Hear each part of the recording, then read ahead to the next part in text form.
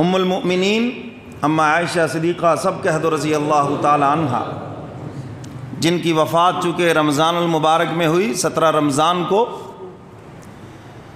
تو چونکہ میں نے عرض کیا کہ رمضان المبارک کے مہینے میں سیدنا علی مرتضیٰ رضی اللہ تعالیٰ عنہ کی بھی شہادت ہے، تو اسی مناسبت سے میں نے رمضان سے پہلے ان کا تذکرہ کیا، ان کے فضائل اور مناقب بیان کیے۔ تو رمضان میں چونکہ رمضان کے حوالے سے بات ہوتی ہے تو اکثر یہ تذکرہ رہ جاتا ہے۔ اما عائشہ صدیقہ رضی اللہ تعالی عنہا، قرآن کہتا ہے وَأَزْوَاجُهُ أُمَّهَاتُهُمْ، نبی کی بیویاں یہ تمہاری مائیں ہیں، پوری امت مسلمہ کی مائیں ہیں، اور ہماری حقیقی ماؤں سے زیادہ احترام کے قابل ہے، کیونکہ وہ پیغمبر کی بیوی ہیں اور حضور ہمارے روحانی باپ ہیں۔ اما عائشہ صدیقہ رضی اللہ تعالی عنہا، ان کی یہ امتیازی خصوصیت ہے کہ وہ کنواری کی حیثیت سے حضور کے نکاح میں آئی ہیں۔ حضور کی 11 بیویاں ہیں، کل 13 ہیں، اور بیک وقت کتنی تھی؟ ایک وفات پا گئی تھی زندگی میں سیدہ خدیجۃ الکبریٰ رضی اللہ تعالی عنہا، اور ایک کو آپ نے طلاق دی تھی، تو 11 بیویاں بیک وقت موجود۔ اور میں اکثر کہا کرتا ہوں کہ 11 بیویوں کو حضور سے ایک بھی شکایت نہیں، اور یہاں ماشاءاللہ ایک ہے اور اس کو بھی 1,000 شکایتیں ہیں۔ کیوں جی ایسے ہے یہ؟ چلو میں کہتا ہوں 900 ناجائز ہوں گی، کچھ 100 تو جائز ہوں گی ہیں۔ تو بہرحال حضور علیہ السلام نے ایک بات فرمایا یاد رکھو تم میں سے اچھا وہ ہے جو اپنے گھر والوں کے لیے اچھا ہو، اور پھر فرمایا کہ تم سب میں سب سے زیادہ اپنی گھر والیوں کے لیے اچھا ہوں۔ بہت سے لوگ دوستوں کے لیے بڑے اچھے ہیں مگر بیوی کے لیے اچھے نہیں ہیں، رشتہ داروں کے لیے بہت اچھے ہیں، بہن بھائیوں کے لیے، ماں باپ کے لیے بہت اچھے ہیں، مگر بیوی کے لیے اچھے نہیں ہیں۔ اللہ کے محبوب فرماتے وہ اچھا ہے ہی نہیں۔ سمجھ گئے ہو بات کہ نہیں؟ ہاں، دوستوں پہ ہزاروں خرچ کریں گے، بیوی کو 100 روپے بھی خرچہ نہیں دیں گے، ہیں؟ اس کے ساتھ لڑائی اسی بات کے اوپر ہے۔ تو اللہ کے محبوب نے فرمایا اچھا وہ ہے جو اپنے بیوی بچوں کے لیے اچھا ہو، اور پھر فرمایا کہ میں تم سب میں سب سے زیادہ اپنے گھر والوں کے لیے اچھا ہوں۔ سمجھ آ رہی ہے بات؟ کو مزاج کے خلاف لگتی ہے مجھے، لیکن یہ قانون ہے اور اللہ کے محبوب کی سنت ہے۔ میں نے تو یہی بیان کر رہا، میں نے آپ کو تو نہیں دیکھنا، میں نے تو اوپر دیکھنا ہے وہ کس میں خوش ہے۔ تو میں عائشہ صدیقہ رضی اللہ تعالیٰ عنہ فخر سے فرمایا کرتی تھی کنواری کی حیثیت سے حضور کے نکاح میں آئی۔ باقی جو ازواج مطہرات ہیں، کوئی مطلقہ ہے، کوئی بیوہ ہے، کنواری کی حیثیت سے اما عائشہ صدیقہ رضی اللہ تعالیٰ عنہ حضور کے نکاح میں آئی، اور اما جان کی عمر 13 سال لکھی ہے۔ کتنی جی؟ 13 سال۔ بعضوں نے لکھا کہ 9 سال میں نکاح ہوا، 13 سال میں رخصتی ہوئی۔ اصل میں اسلام نے یہ بات بتائی ہے کہ جب بچی بالغ ہو جائے تو اس کا نکاح کر دیا جائے۔ آج جو ہمارے ہاں رسم و رواج ہے جی، پہلے یہ پڑھ لے جی، تعلیم یافتہ ہو جائے، پھر فلاں ہو جائے، فلاں ہو جائے، ہیں؟ تو اس کا نتیجہ کیا نکلتا ہے؟ پھر فساد ہی فساد گھروں میں۔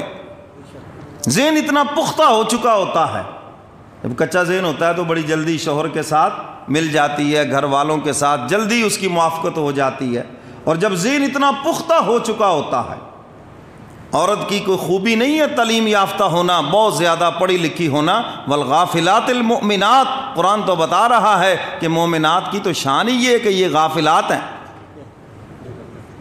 فی زمانہ ٹھیک ہے تھوڑی بہت تعلیم ہونی چاہیے، میں اس کا انکار نہیں کرتا، لیکن تعلیم کی وجہ سے شادی کو دیر کرنا یہ اللہ کے نبی کے حکم کے خلاف ہے۔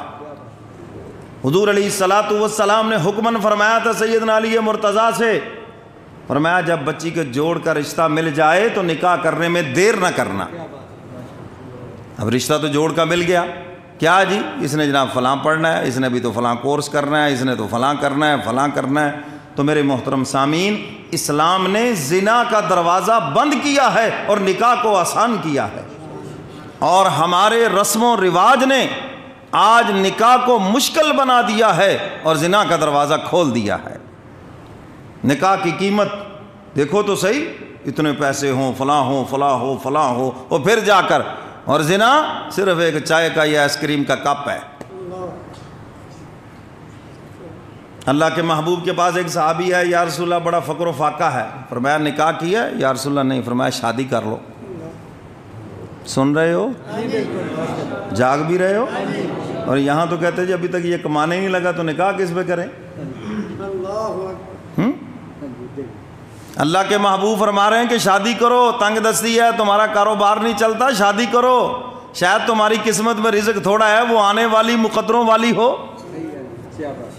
اب چونکہ حکم حضور کا تھا اور وہ اصل ایمان والے تھے، صحیح عاشق تھے، حضور کا حکم تھا، نکاح کر لیا۔ اور اس زمانے میں نکاح دولت کی وجہ سے نہیں ہوتا تھا، شرافت کی وجہ سے ہوتا تھا، دینداری کی وجہ سے ہوتا تھا، شجاعت کی وجہ سے ہوتا تھا۔ ایک نکاح کر لیا، تشریف لائے، عرض کیا اللہ کے محبوب وہ تنگ دستی تو نہیں گئی؟ فرمایا ایسے کرو پھر ایک اور نکاح کرو، ایک اور کرو۔ لے سکتے ہو نام تم دوسری کا؟ تھوڑی تے اتھے آواز نہیں نکلی، گھر کی نکلنی ہے، ادھر ہی میں تمہاری بہادری دیکھ رہا ہوں۔ اللہ اکبر۔ یہ ہے وہ رسم و رواج، زمانے کا کلچر، مرد کا جو آئینی قانونی شرعی حق ہے، عورت اس کے اوپر غاصب ہے، اور کہا یہ جاتا کہ مظلوم یہ ہے۔ کیوں جی؟ میں تو مظلوم شوہرہ کہا کرتا ہوں، مظلوم تو بیچارے یہ ہیں، یہ تو اس کا شرعی حق ہے، قرآن نے ان کو دیا ہے۔ ہاں البتہ انصاف کی بات بھی کی ہے، اگر کسی کی 2 بیویاں ہوں، 3 ہوں، 4 ہوں تو انصاف بھی کرے، اگر انصاف نہیں کرے گا تو قیامت کے دن بڑی سخت سزا ہے۔ حضرت تھانوی رحمۃ اللہ علیہ نے 2 نکاح فرمائے تو کسی نے کہا آپ نے تو مریدوں کے لیے دروازہ کھول دیا، فرمایا میں نے کھولا نہیں ہے، بند کر دیا۔ کہنے لگے وہ کیسے؟ فرمایا جس نے 2 نکاح کرنے ہو وہ پہلے میری طرح انصاف تو کر کے دکھائے۔ حضور ایک گھر میں تشریف فرما ہوتے حضرت، تو جتنی دیر بیٹھتے آپ علیہ الصلوۃ والسلام کا بھی یہی معمول تھا، اتنی دیر دوسری زوجہ محترمہ کے ہاں تشریف فرما ہوتے، تو حضرت تھانوی رحمۃ اللہ علیہ ایسے ہی گھڑی کا ٹائم دے کے داخل ہوتے اور اتنا ٹائم وہاں بیٹھتے، فروٹ بھی آتا تو وزن کر کے برابر برابر دونوں گھروں میں بیچتے، حتیٰ کہ تربوز بھی لاتے تو کاٹ کر آدھا آدھا دونوں گھروں میں بیچتے، ورنہ یہی ہوتا ادھر پکا بھیجیا ساڑھے ال کچا بھیجتا۔ سن رہے ہو؟ ہاں، تو فرمایا کہ پھر ایسے انصاف بھی کرے۔ تو خیر میں وہ حدیث سنا رہا تھا، حضور نے فرمایا دوسرا نکاح، تیسرا نکاح، چوتھا نکاح بھی کروا دیا۔ کتنے کروا دیے؟ اور کس سے کروائے کہ جو تنگ دست ہے؟ کس سے کروائے جو؟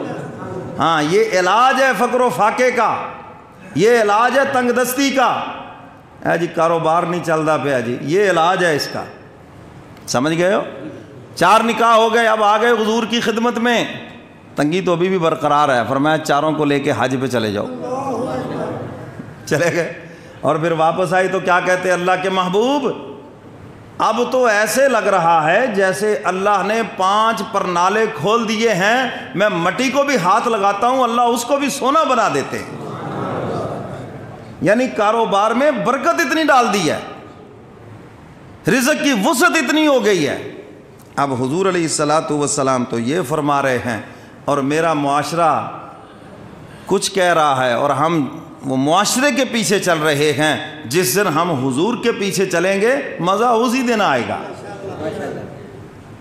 تو میرے محترم سامعین،